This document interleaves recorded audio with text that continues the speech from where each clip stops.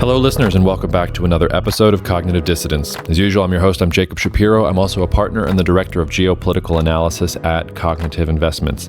For our weekly episode this week, we've got a little bit of a curveball for you. I'm on the road in North Dakota all week, and our schedules just didn't line up. So instead of Rob joining me for our weekly chat, we're bringing on old guest Elohim Monard, which I wanted to bring him on anyway because we wanted to address the rapidly escalating situation in Peru and also spend some time talking about the rest of Latin America. So a very topical piece of content that we didn't want to sit in at all, and it slots right into our weekly cadence here. So thank you, Elohim, for pinch hitting for Rob this Friday. Rob and I will be back next Friday with thoughts on markets and geopolitics. In the meantime, you can write to me at jacob@cognitive.investments if you have any questions about what we do at CI or have any other thoughts on your mind at all. Leave us a rating or a review if you haven't already. Cheers, and see you out there. Cognitive Investments LLC is a registered investment advisor. Advisory services are only offered to clients or prospective clients where Cognitive and its representatives are properly licensed or exempt from licensure. For additional information, please visit our website at www.cognitive.investments. The information provided is for educational and informational purposes only and does not constitute investment advice, and it should not be relied on as such. It should not be considered a solicitation to buy or an offer to sell a security. It does not take into account any investor's particular investment objectives, strategies, tax status, or investment horizon. You should consult your attorney or tax advisor. Elohim, it's nice to have you back on the podcast. We have no shortage of things to discuss in Latin America. Yes, actually, many things have happened in 1 month, right? Sometimes I talk to friends and we talk about things that happened 6 months ago, and it seems that happened 3 years ago because so many things happened politically that we really feel that it is more time, but it is not. It is 1 month, 6 months, 1 year.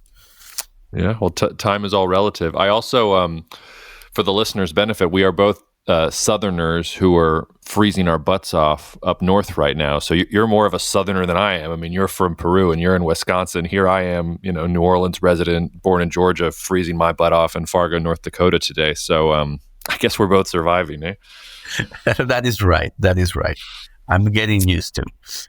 Yeah, I don't know that I'll ever get used to it. I'm ready to go home. But all right, so let's start with Peru, your home country, the country that is having the most trouble in the region right now. I was reading a pretty good piece on foreign policy before we got on the podcast that was written by a British journalist in Lima. His name is, I think it's, I'm going to butcher his name, Simon Tegel or something like that. We can link to it in the show notes. And he, the thesis of his piece was that the entire reason behind Peru's political crisis is corruption, plain and simple. And he had some really sobering statistics. The one that really stuck out to me was that only Haiti has a higher percentage of people in the country that have less faith in their democracy and think that their country is corrupt. And Peru is number 2 on that list, right next to Haiti. And Haiti is one of the most dumpster fire countries in the world. So I guess why don't we just start at the very highest level, and you could take this in whatever direction you want. Why do you think Peru is having such a hard time here with what's going on and managing this political crisis? I mean, we're recording Wednesday, January 25th. I woke up this morning to news of, Boluarte called for a truce, and then immediately they're tear gassing protesters in the streets of Lima. So why do you think Peru is having such a hard time right now? Can you boil it down to something like corruption, or is it much more complicated? So there are different layers. We talked about it last time, right? So we have triggers and we have structural problems. If we talk about the structural problems, yes, corruption is a critical point, and there are many books assessing how corruption have been in the center of the governments, whether you are from the left or from the right. So I agree, but I wouldn't say that it is the only reason, but it comes like in a system with other structural issues like inequality and poverty, right? Especially inequality, and I would add this component of structural racism against indigenous people. And what have happened in this moment is that many cleavages have emerged and crystallized because of the very bad way of how the government is managing the situation. So you have now that the government is actually fostering these cleavages like Lima versus the other regions, rural versus urban, rich versus poor, and all these structural cleavages have crystallized. And they are now, and now you have that people on the one side say, okay, those Indians who are coming to Lima are a threat because they are from the left and they are savage. So all these ideas that come with us from the colonial times, 200 years ago, are still emerging. And you have on the other side, people who are historically excluded coming against those who have business, who believed in freedom of economy, and so on. So this has another layer, which is that, yes, we have different groups with different interests, and some of them are criminal who are taking advantage of the situation.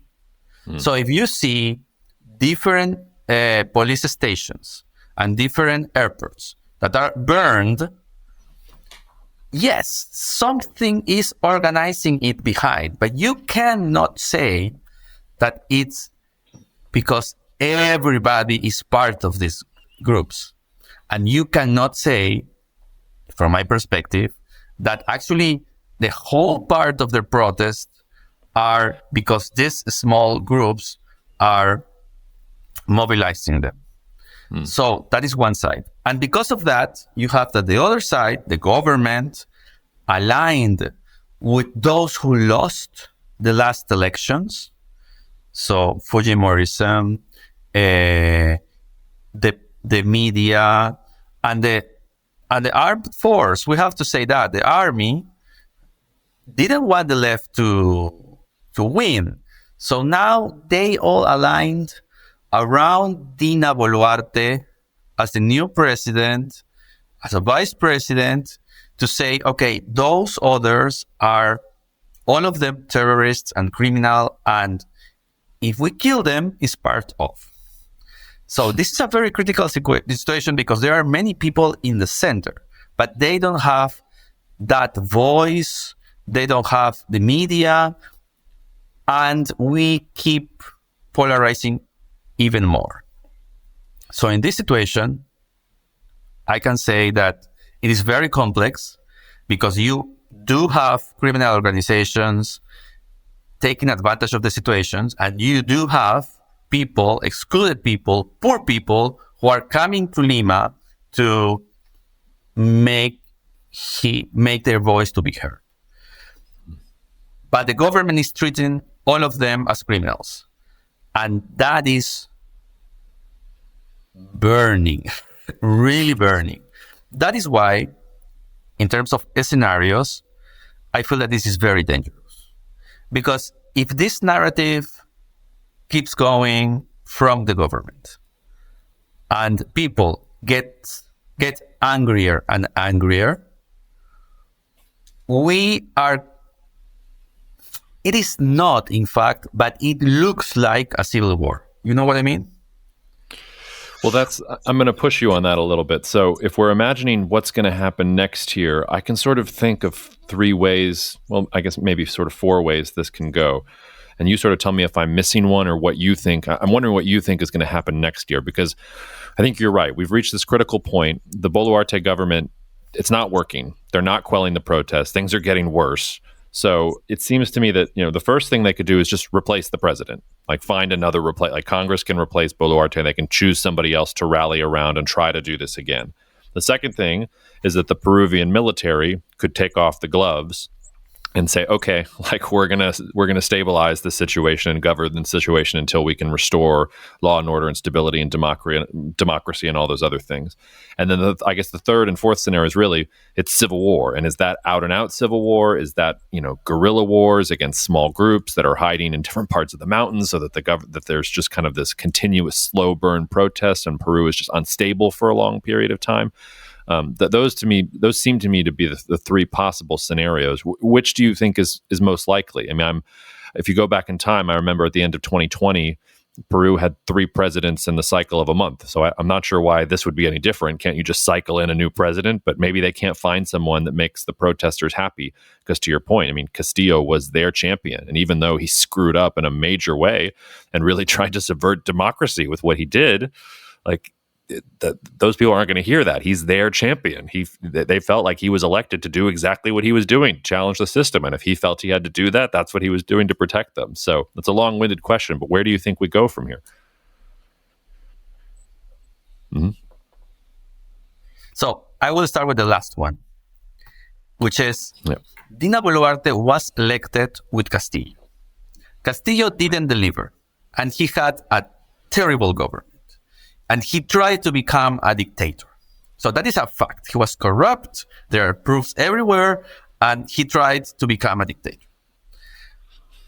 His vice president, at least for the people who voted for Pedro Castillo, they would expect the vice president to really fulfill the promises that Castillo didn't fulfill. But actually what happened is the opposite. She, in one of the most interesting case studies of changing suddenly from one side to the other, now is a right-wing politician. So their allies, their partners are from the right wing in this moment. And those from the left resigned or they don't want to talk to her. So because of that, in democratic terms, awareness of people makes sense. So 50% of the people who voted for Castillo and Boluarte as vice president, now they feel that they have a president from the right. So they are angry and they are historically excluded. So it makes sense that they, I wouldn't say hate, but they at least repel Boluarte. But with the different speeches that she gave and the way the military and especially the police forces are acting, people are getting angrier and starting to hate Boluarte. So in this context, what could happen in the future? So one nuance adjustment to what you said. So the scenarios are, you have Boluarte who is requesting the Congress to call for elections as soon as possible. In quotation marks there. As soon as possible. So 2020. So in the beginning she said, I'm going to stay here until 2026, which was the first error in the first speech of her government. So people get angry. And now she said, okay, Congress, please, let's do elections in 2024. And then she changed and said, okay, 2023. The Congress needs two different, I don't know how to say in English, we say legislaturas, which is the terms of the annual terms of the Congress. So they need two terms to vote and two votes, one in each term, to vote for the change in constitution that you need to call for elections before. So they already voted one. And all these protesters are requesting them to vote the second one. And they are delaying. Meanwhile, Dina Boluarte is saying, It's in Congress' hands. I have nothing to do. The fact is that she has something to do. Because if she resigns, immediately the Congress has the obligation to call for elections immediately. So if she resigns, who is now president of Congress gets into office for 6-9 months, and the vice president of Congress gets the presidency of the Congress. The problem here, in the context, is that the one who would get the presidency of the Congress is one of the strongest Fujimori supporters that you can imagine, Marta Moyar. And the president of Congress who would become president of Peru is a right-wing former military official. So in this context, with a Fujimori supporter in Congress and with a former military in presidency, if violence continue, I would foresee a military coup, whether from other person or from this guy, if he has, let's say, the balls to do it, okay? He could become a dictator with two excuses. And this is very important because I see this narrative increasingly getting in different circles. The first one, which is already there, is the terrorism and how terrorists, a combination of recycled Shining Path members and drug and illegal mining criminals together are the menace, are the threat, are the enemy. And supposedly the military, the army are the only group who can go against. And the other one, which is even more dangerous, and this is very important to underline, and I would say that this has to be the one of the headlines, is that there is a narrative saying that Bolivia is trying to intervene in Peru for the natural resources, for the lithium in Puno. And that narrative is very dangerous as well, because who can save us from Bolivian intervention? The military. So if you, in the extreme, if you find that violence keeps going in the next months and politically there is no solution, politically I mean within the institutions, with politicians really making decisions and solving problems, which is not happening now, to calm society, I wouldn't say to get in peace, but to calm society, at least in the very short run, and start developing policies, I think that there is a real threat for the situation. Dina Boluarte, I want to finish with this. Dina Boluarte, and this is something that I don't understand about how she understands politics. So she has less than 15% of support according to polls. So how can you imagine that you can start with authoritarian techniques, let's say? I wouldn't say that this is a dictatorship, but she's using authoritarian techniques in this moment. And she's using repression. So how can you imagine that you will start to become better in terms of support by doing this? So she is condemned to be fired.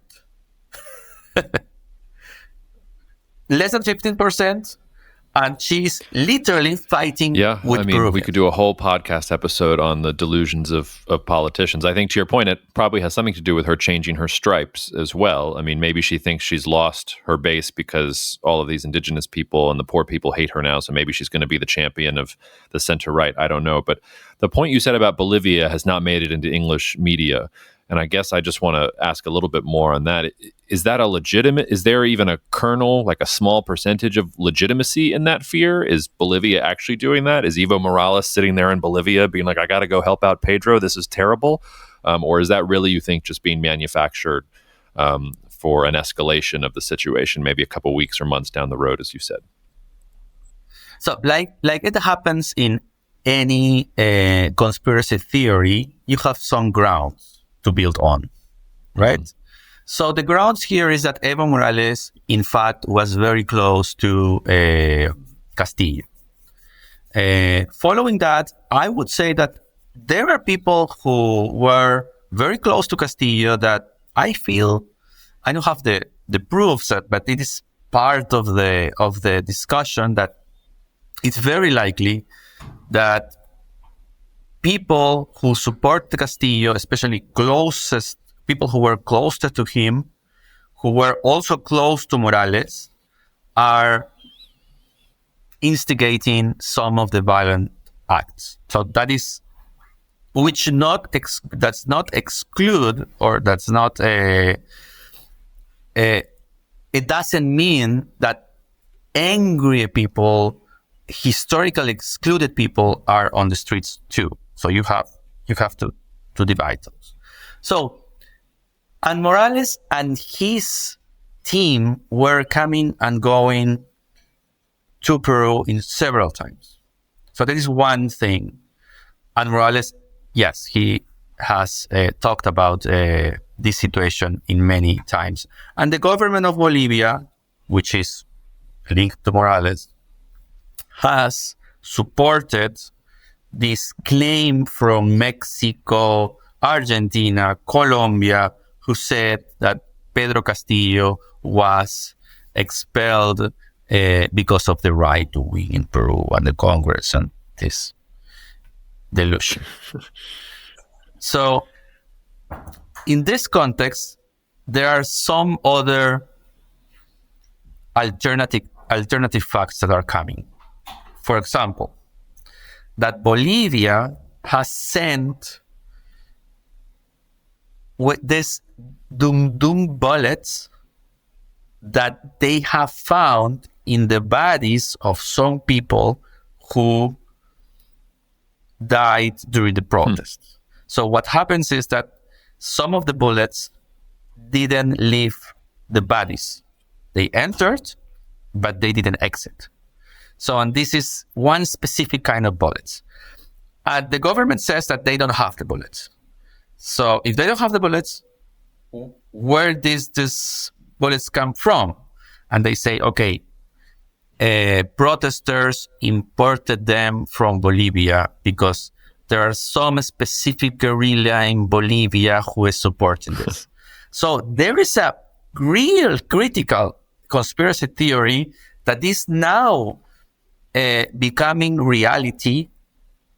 For the reality, it means in the minds of the right-wing supporters. And this is very dangerous. If you can see history, so these kind of conspiracy theories are those who start wars. Yeah. Yeah, I'm almost speechless there. But before we leave Peru, I guess, just sort of the last question. This has been a lot of doom and gloom, and it's a very gloomy situation. But I think we should also know, I mean, life goes on, daily life still goes on, and Peru is an important country in global markets, especially because it's the number 2 largest copper exporter in the world. There's a lot, we already mentioned lithium. Peru and Chile and Bolivia, Argentina have most of the world's lithium supplies. They're going to be the OPEC of lithium. I've seen lots of reports of, okay, protesters have attacked a copper mine. Copper production is way down. Like the economy has ground to a halt. Do you have any sense of how much the protests are basically harming day-to-day life in Peru? So like, are there protests in Lima, but people are still going to restaurants and the economy is still going on? They are harming a lot. So, and again, Lima is one story. And then you have the rest of the country. Cusco is in a terrible situation economically. In a terrible situation. Because they have stopped tourism. Machu Picchu has been closed several times. The airport has been closed several times. So tourists who were there to watch, explore the city, the region, couldn't move a lot around. So Puno is a mess, and you have Titicaca River there, which is Madre de Dios in the jungle, in the Amazonian part of the country, is completely isolated in this moment. So they are starting to have a scarcity. Arequipa is a mess. So all the south, which is very, very important in terms of tourism, has the roads blocked. So because of that, there is also an impact on the mobility of other kind of products.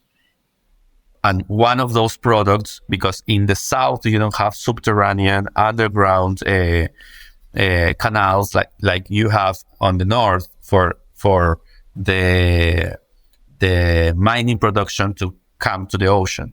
So in the south you don't have that. You need roads, and if you don't have roads, so mostly roads are blocked. They have some truces in some moments, so it stops, it goes again, but at least it goes very slow. So, but that being said, you also have harm in different ways in terms of lives. So people are dying. So you have 60 people who have died because of the protest. And I want to say that because it is important to underscore that life is threatened too. So from these 60 people, 46 at least died because of bullets. And from these 60 people, at least 7 were teenagers. So it is really a dangerous situation what is happening there. My students from university told me once that their parents, they don't allow them to go to protest because they are afraid. Yeah. So you can imagine. So and you are not afraid of criminal organizations who are there and you don't know who they are. You're afraid. You're a parent. You are afraid because the government can kill you. So I would say that, and I want to finish with this idea. This is the most critical crisis that we have in 20 years, 25 years. From the beginning of the protests that eventually ended by expelling Fujimori and all the process of transition after Fujimori left the country, this is the most important crisis that we have. And we don't have the politicians to solve it, at least so far. Well, on that cheery note, maybe let's turn to other portions of the region.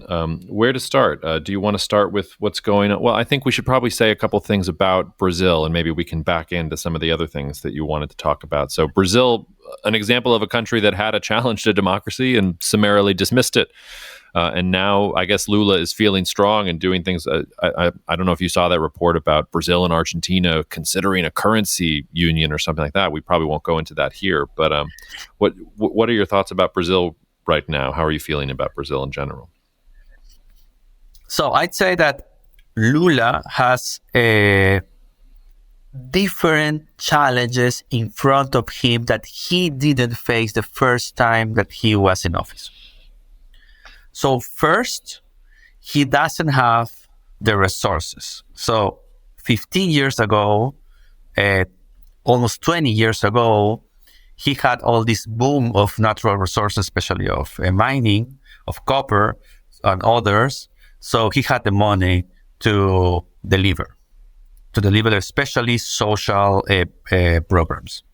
He doesn't have the money, but the country is in an even worse economic situation than before. So first, you have to deal with economic struggles without the money to deliver social programs, which was the flagship of his former government. Then you have that one important group of Bolsonarist radicals are doing this kind of struggles, which is, so we have the most, I would say, visual moment was the taking of Brasilia, right? So it's visual, it's many people, and there were no people who were harmed, who passed away, but it was impactful in terms of all these hundreds of people going into the capital, or what is similar to that in Brazil, the Congress, the president, the office of the president, and the Supreme Court. But you have other things that are happening. For example, 2 weeks before, a truck with a bomb was found in Brasilia.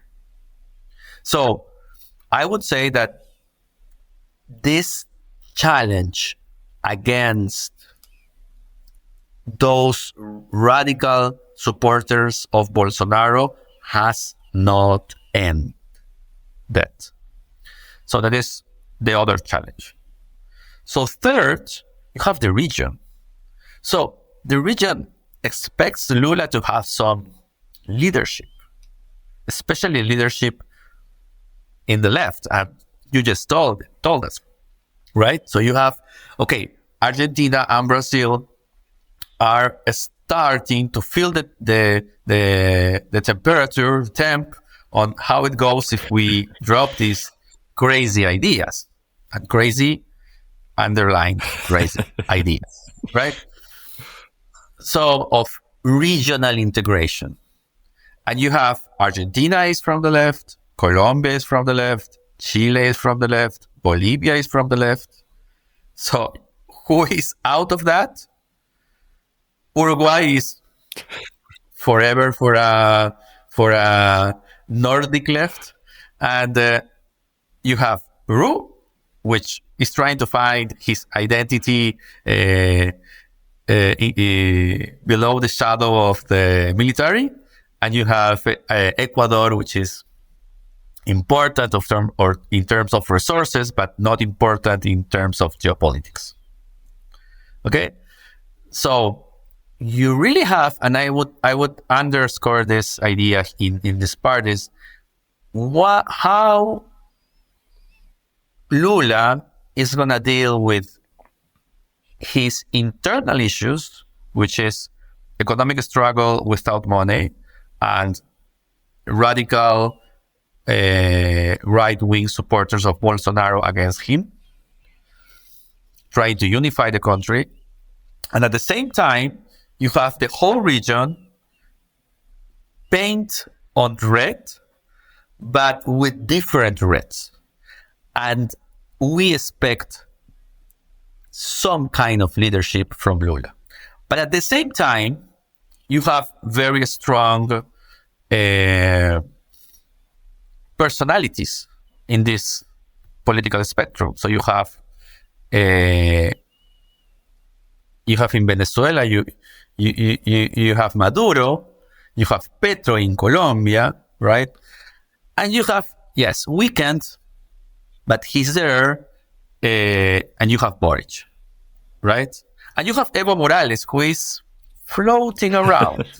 So you have these strong personalities, and they can have the most important agreement ever from the left, or they can clash. And I think that is some level of uncertainty that we have on how the left is going to paint in the next months, in the next years, with these strong leaderships there, and with these demands of delivering in Brazil, and you can say the same in Colombia, and you can say the same in Bolivia and Chile. But what is happening in terms of policy, and you and me come from the policy world as well, in terms of policy, is that I don't know if you have the same feeling that we have a lack of innovation in social policy. So in the last 20 years, we had like this Bolsa Brazil and all these conditional transfers and all these innovations in terms of how to really try to reduce inequalities. Now we are in inertia mode, no innovation. And any new government from the left with some social policies are trying to do the same than those who were in government in office in the last 20 years. So people will get angry again. So I'm getting angrier is like the mantra that is surrounding our region, and in particular in Brazil, to Lula needs to deliver. If he doesn't deliver, it would be not only a failure for Lula, it will be a failure for the left in the region. Well, then the left in the region is going to fail, because what I would say is that Lula, the other difference between Lula then in 2003 and Lula now is he doesn't have the support of Congress behind him this time. He went in on a real wave of leftist support and could expect support in Congress to do all the things he wanted to do. He doesn't have that right now. If the Brazil center-right had put up literally anyone besides Bolsonaro, or if Bolsonaro had just toned down the rhetoric, like even 15% on the dial, he'd be president. I don't think people liked Lula particularly that much. They just liked him relative to this Bolsonaro guy who was saying that COVID vaccines can turn you into a crocodile. So it doesn't seem to me that Lula has the sort of carte blanche to do whatever he wants. And I think that's true in most of the countries you said. I mean, in Chile, Gabriel Boric is this new left. He doesn't seem so radical to me. The first attempt at the constitutional change didn't work. Now I saw he gave a speech this week about how, Venezuela needs to have free and democratic elections immediately, and castigating anyone for not having free elections in Venezuela. So he's not sort of, your dad's leftist communist sort of type. Colombia is a little different, and I'll lean on you to talk about Colombia because I have not looked at Colombia close enough. But I know enough to know that Petro's the real deal, and he does seem to have some groundswell of support, and he does seem to be trying to push things through. But in general, I also, you talked about a lack of innovation in social policy. Here in the United States, we should not be looking down on anyone for a lack of innovation in social policy. We're not exactly ahead of the pack there. The entire world is not really ahead of the pack. We've lived in a world of globalization for 30 years, and globalization creates prosperity and wealth, but it also creates inequality.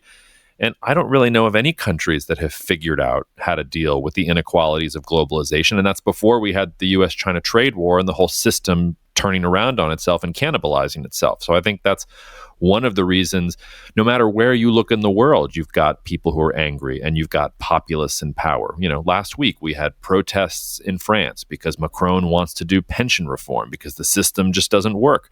The reason that you have dictators that are getting stronger in places like China is because they feel like they need to crack down because they need to enforce policies that are going to be unpopular. So unless you're like, I don't know, a country like Norway with 6 million people and a bunch of energy and you have like a sovereign wealth fund or something, I don't see that it's easy to do social policy in this environment. Or Portugal, yeah, right? Portugal. Unless you're small and you have a bunch of money because you have a bunch of resources, it's really difficult. But that's the weird thing about Latin America. Most of these countries are small and have tons of resources. And a country like Chile, for example, you read about how they're, another constitutional convention and they're so divided internally. And yet they announced today they're going to turn on the biggest green hydrogen production plant in the world in the next couple of months. So in certain ways, they are leaders and they are capitalizing on their unique combination of lithium here. And we're great. They have policies, yeah. Right? Yeah. The problem with in these situations like what is happening in Peru, and I'm pretty sure that it could happen in Colombia. So Colombia in this moment is very polarized, and Petro is walking on very thin ice in this moment. And I think there are two critical discussions that will come, three, but the third one is starting to fall apart. So the first one is oil. And what are the policies that Petro is going to enact in terms of oil? I think that is the critical discussion, not only for Colombia, but for the region. Because if it works, it will be an example as well for the region. The second discussion is about the agricultural reform. Okay, because he is trying to do it with the private sector, which is interesting. And the third one is this whole peace approach, which started with so many failures, right? Like announcing that you have a truce with the ELN, and the ELN in the next week says we didn't have an agreement with this guy. So that is a failure, right? So peace is something that I think that you have to craft slowly and carefully, and that is what Santos did. And Petro is like trying to do it suddenly. It doesn't work in that way, especially in this level of polarization that you have in Colombia. And this comes with the relation, like a side discussion with this is the relationship with Venezuela. Because Colombia has, with Peru maybe, the most important migration crisis in the region because of the Venezuela people who are coming to look for opportunities, but with them also come a small, very small, but very, very important in terms of impact of groups, from criminal groups that are working with people, how do you say, trata, people, smuggling with people, how do you say that?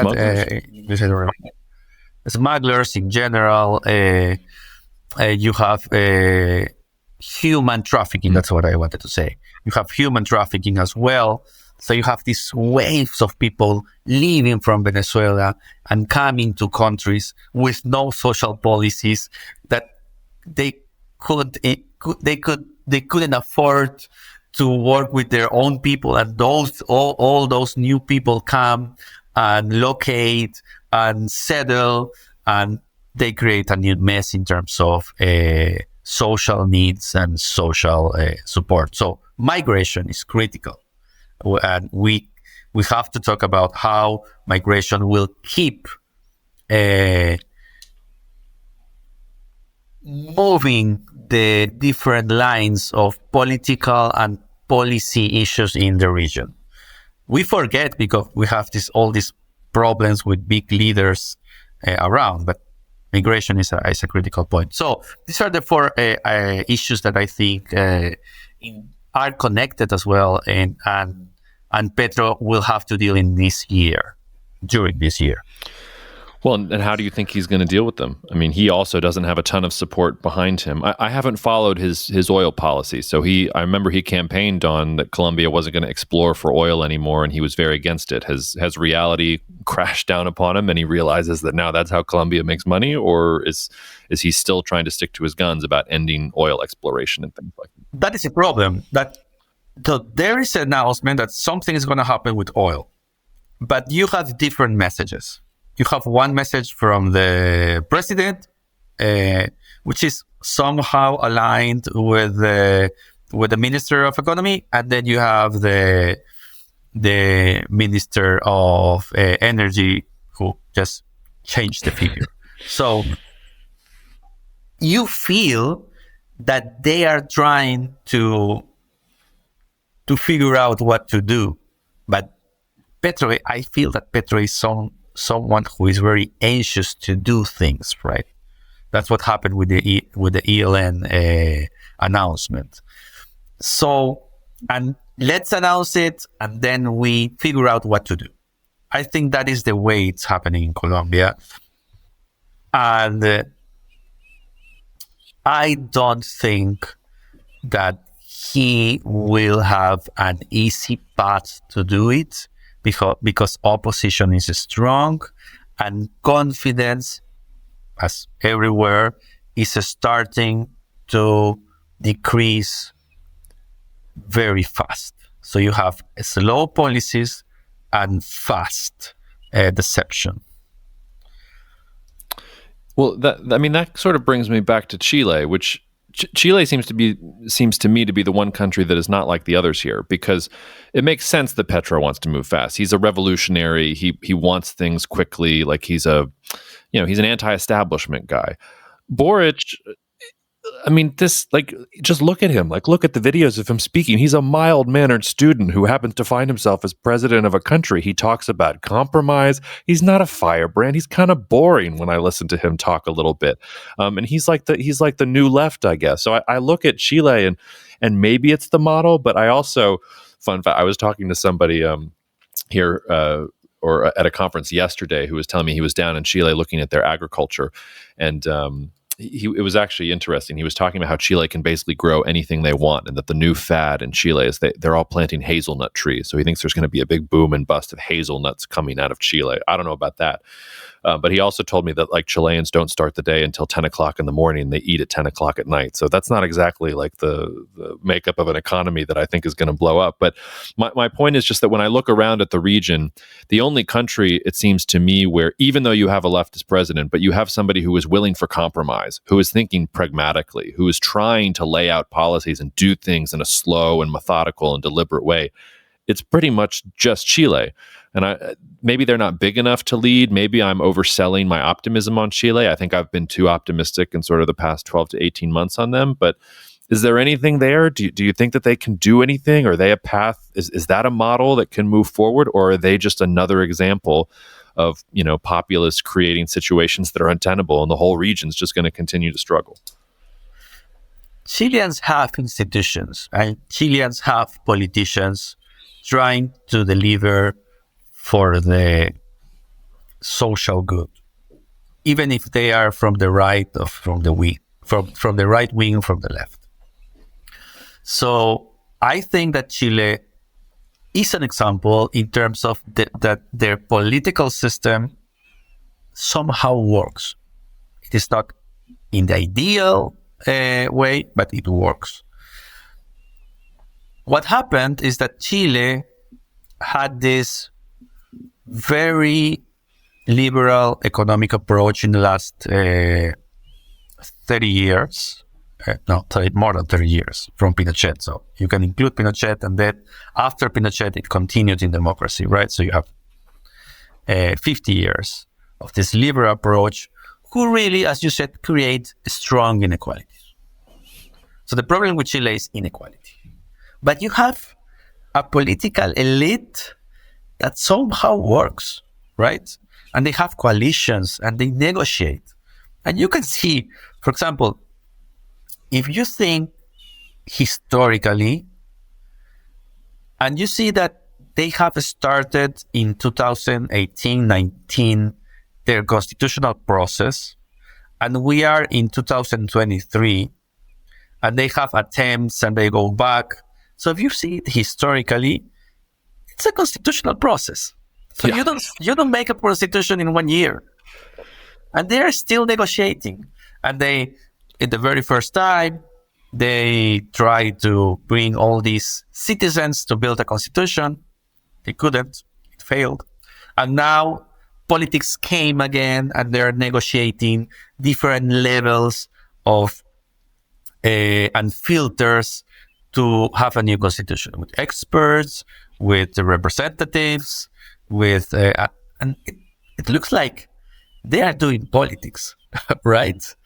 And it is good, and yes, but at the same time, you have a president Boric who is not showing, let's say, the authority that it requires in this moment.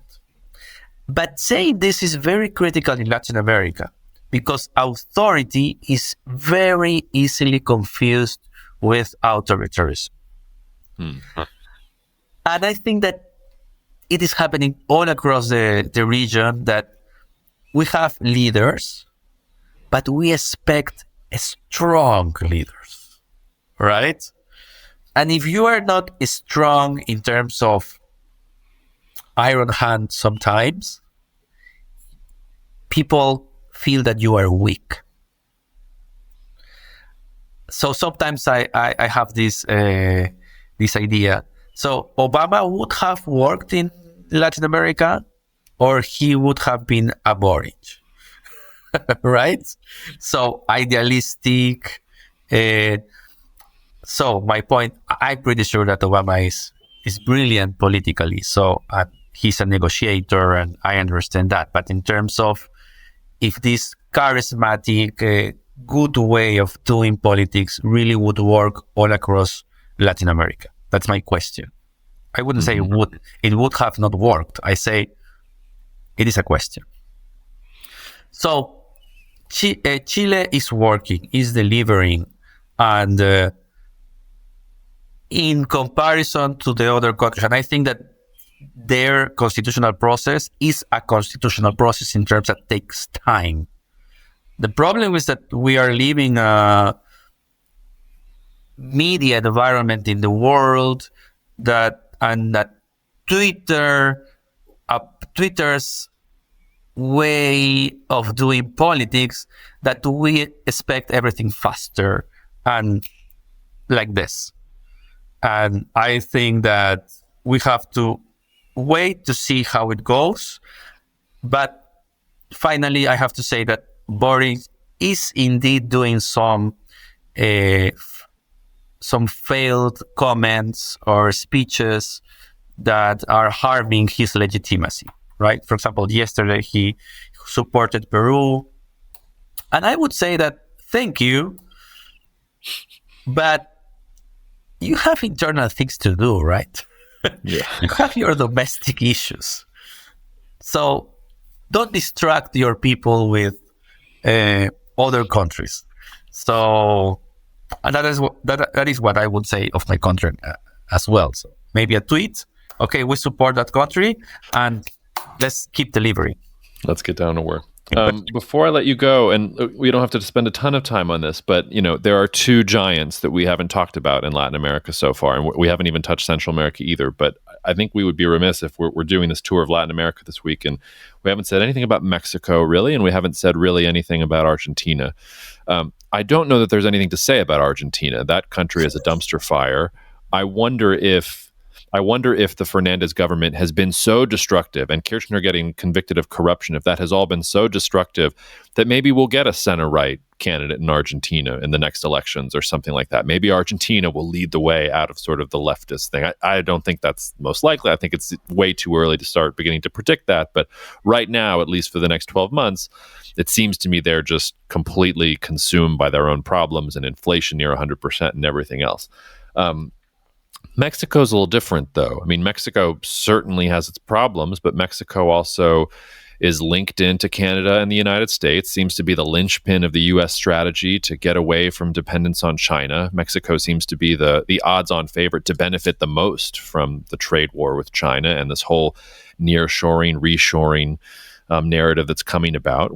I'm here in Fargo speaking to a farm audience at Ag Country Farm Services. One of my favorite charts that I'm going to show the audience later today is if you look at trade as a percentage of GDP, for most of the world, it's been decreasing since 2008. For Mexico, it's increasing. So while most people are feeling globalization is receding, Mexico is like, it's gangbusters time, like it's growth time. They're enjoying all of the kind of growth. The US or China or both of them? Why did it increase? Well, they would love to do both, but I think it's largely the United States. I don't think they're going to get to choose with China and stuff like that. But I don't know, how do you, and I don't even know that Mexico has a role in South America. Maybe it really is just in the North American bloc. And I know AMLO put out some comments in support of Pedro Castillo as well, because he's also not a perfect leftist. I mean, for a leftist, he certainly is very cheap about spending on social programs, even though, he says a bunch of, some other things that are very leftist, and then he pulls out his amulets and who knows what his political ideology is. So just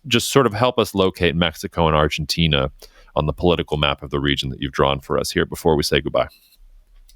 So first, we need to see how it's going to be the World Cup effect in Argentina. Come on. Economically and socially.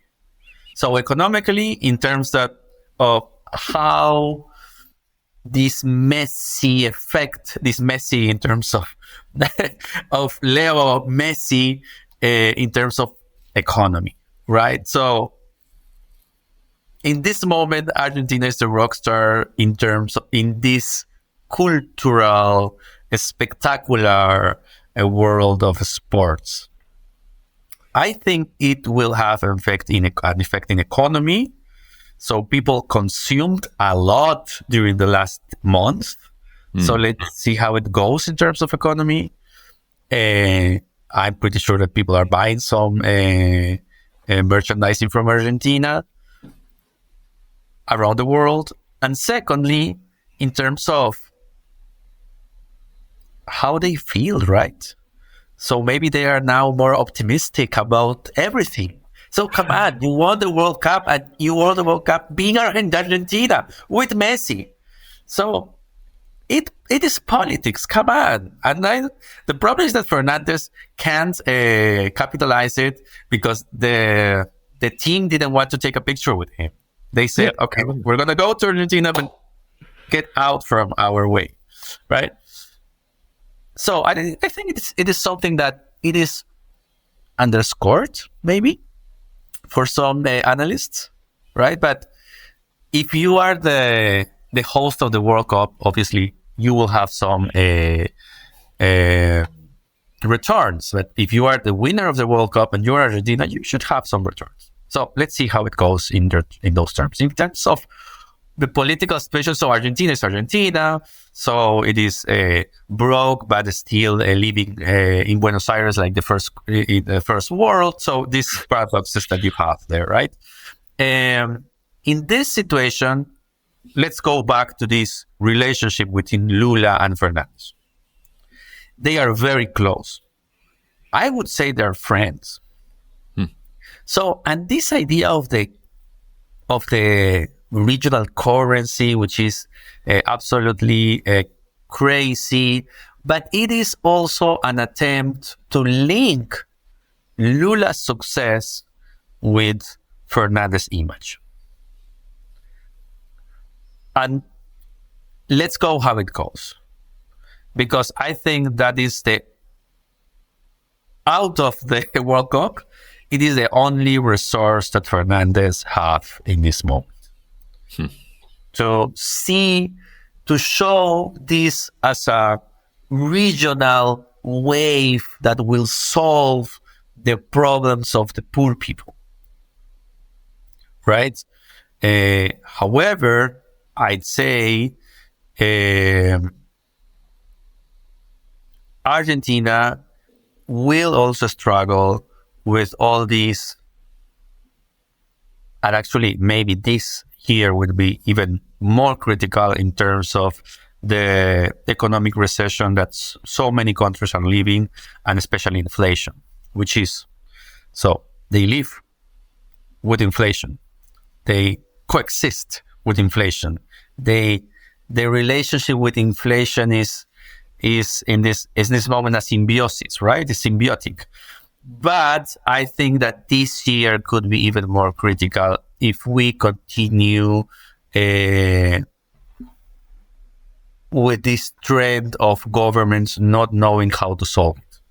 Out of Peru, who has a central banker who is almost a king who sees the presidents coming and going, right? So that is with Argentina.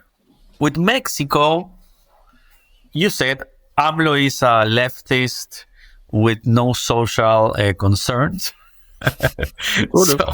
He doesn't like to spend money. Like he says all the leftist stuff, but then he doesn't want to spend any money. So like usually you associate a leftist who has policies, but then is willing to spend tons of money. He's very cheap. He's one of the cheapest leaders in the world in terms of the COVID-19 response. So he talks the talk, but he doesn't seem to walk the walk in lots of ways. And then it started with he was going to maybe legalize drugs, or he was going to figure out reconciliation with the cartels. Now he's creating a national guard and completely militarizing the Mexican state. Like there's this kind of bait and switch here, which So I don't know. He's socially conservative, right? In terms of social policy, he's conservative, right? And he's very careful in terms of how to spend, and he prefers to show off than to delivering. But it works. He's one of the most popular presidents in the region. Yeah. So in terms of media, it works. In terms of confrontation, it works for him. And that builds a kind of leadership. And he's the one who started this support to Pedro Castillo in Peru. And this more important to talk about Peru is to talk about how he quickly found partners in Colombia, in Bolivia, and Argentina. Yeah. Okay, so this is not something to dismiss. He found partners very quickly. Okay, but he has a big country. He has a giant, as you said. So he's not spending that much time. But when he spends time, he does it in this way. It's like an announcement from 4 presidents supporting an almost dictator like Castillo. So I think he will take advantage of this leadership as well. Let's see how it works with Lula. The giants in Latin America are Brazil and Mexico. Argentina is giant in terms of size, but not in terms of economy anymore. So the giants are Brazil and Mexico. So let's see how it goes, this relationship, and how the U.S. manages these relationships. Mm-hmm. The U.S. had a big failure, I guess, when they sent only the Minister of Interior to the inauguration of Lula. Yeah. So it was a signal, right? So if you have AMLO and Lula together, that is a partnership. Come on, that is a partnership, right? So let's see how it goes. I would expect to see again, and I go back to this idea, how the lefts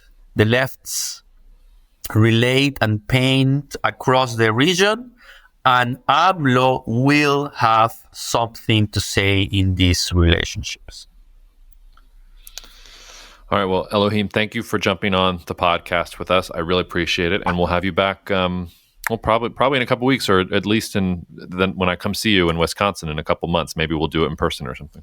That will be great. And I'm pretty sure that when we will have another emergency in Latin America or in Peru, with maybe suddenly happen tomorrow, we will have a conversation. Well, I guess that's a good point. I'll probably talk to you next week then, the way things are going. So, all right, we'll talk to you then. Thank you so much for listening to the Cognitive Dissidence podcast, brought to you by Cognitive Investments. If you are interested in learning more about cognitive investments, you can check us out online at cognitive.investments. That's cognitive.investments. You can also write to me directly if you want at jacob@cognitive.investments. Cheers, and we'll see you out there. The views expressed in this commentary are subject to change based on market and other conditions. This podcast may contain certain statements that may be deemed forward-looking statements. Please note that any such statements are not guarantees of any future performance, and actual results or developments may differ materially from those projected. Any projections, market outlooks, or estimates are based upon certain assumptions and should not be construed as indicative of actual events that will occur.